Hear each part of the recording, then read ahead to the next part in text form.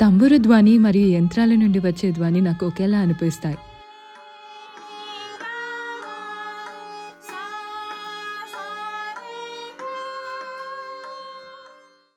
నా పేరు సరిత విశ్వనాథ్ లోహర్.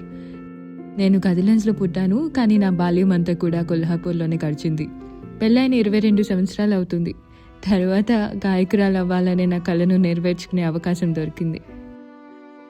2019లో చాలా పెద్ద వరదలు వచ్చాయి. వరద నీరంతా వెనక్కి తగ్గిపోయాక మేం మళ్ళీ మా పని మొదలు పెట్టేవాళ్ళం. మా సామాన్లన్నీ పైన అటక మీద పెట్టేవాళ్ళం. మేమిద్దరం ఒక చిన్న గుడిలో పని చేస్తున్నాం. కేవలం ఇంకా 2 ఇంచులున్న ఒక పట్టీని పెట్టడం మాత్రమే మిగిలింది.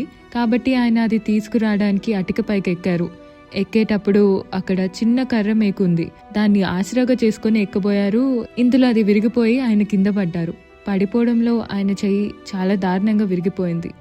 ఆపరేషన్ చేసి లోపల మెటల్ ప్లేట్స్ పెట్టారు. మేమెప్పుడూ ఎవరింటికి వెళ్ళినా మా పని హాల్ మొదలుకొని వంటగది వరకు ఉంటుంది. మేమలా వెళ్ళినప్పుడు ఆ ఇంట్లో వాళ్ళు నేను ఆయనతో పాటు ఊరికే వచ్చానేమో అనుకొని నాకు కూర్చోడానికి కుర్చీ వేసి, ఆయన్ని పని చేసుకొనివ్వు, నువ్వు ఇక్కడే కూర్చొని మాతో కబుర్లు చెప్పు అనేవారు.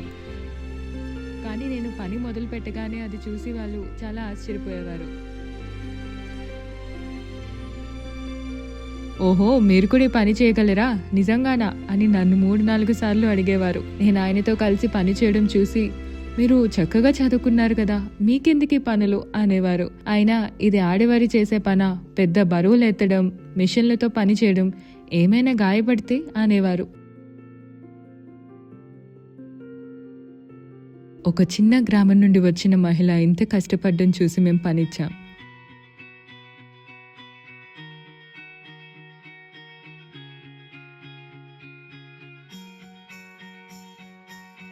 నేను ఢిల్లీ వెళ్ళి పురస్కారాన్ని అందుకున్న తర్వాత ఏ బంధువులైతే నేను ఈ పని చేయడం నచ్చలేదో వారే ఈమె మా వదిన, ఈమె మా అక్క అని గర్వంగా చెప్పేవారు.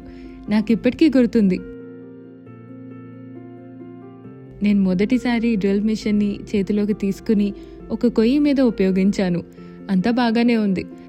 కానీ మొదటిసారి లోహంలో ఉపయోగించినప్పుడు భయపడ్డాను.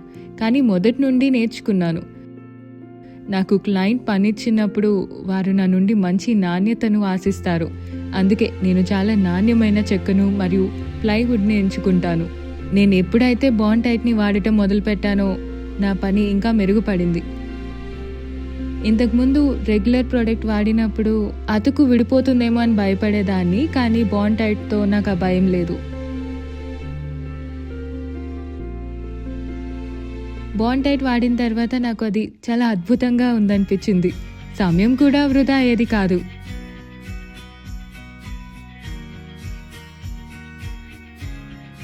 నిజంగా మేమిద్దరం ఒకరికొకరు ఎప్పుడు తోడుగా ఉన్నాం. మా ఇద్దరి మధ్య బంధం చాలా దృఢమైనది. అందుకే మేమెప్పుడు ఒకరి కోసం ఒకరు పుట్టామనుకుంటాను. కొల్హాపూర్లో ఆకాశవాణి నన్ను ఇంటర్వ్యూ చేసింది. నేను చాలా పురస్కారాలు అందుకున్నాను. విఠాల్ అవార్డ్, ఇంకా సమాజ్ భూషణ్ అవార్డ్.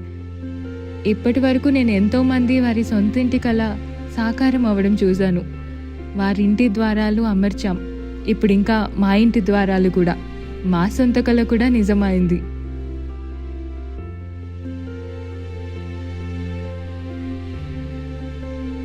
పరంపరగా ఈ పని కేవలం మగవారే చేసేది అని అనుకున్నాను. కానీ ఒక మహిళ తన భర్తతో భుజం కలిపి పనిచేయడం చూసి మొదట నమ్మలేకపోయాను. అందుకే స్వయంగా నేనే వారు పనిచేసే చోటికి వెళ్ళి చూశాను. అక్కడ ఆమె స్టూలుపై నిలబడి ద్వారాలు అమర్చడం చూసి ఆశ్చర్యపోయాను. సంతోషంగా కూడా అనిపించింది. ఆవిడ చాలా కష్టపడి పనిచేస్తూ తన ఇంటిని చూసుకుంటుంది. ఆమె మన దేశంలో మహిళలకు స్ఫూర్తి. ఆమెలాగే మరెంతో మంది మహిళలు ముందుకు రావాలి.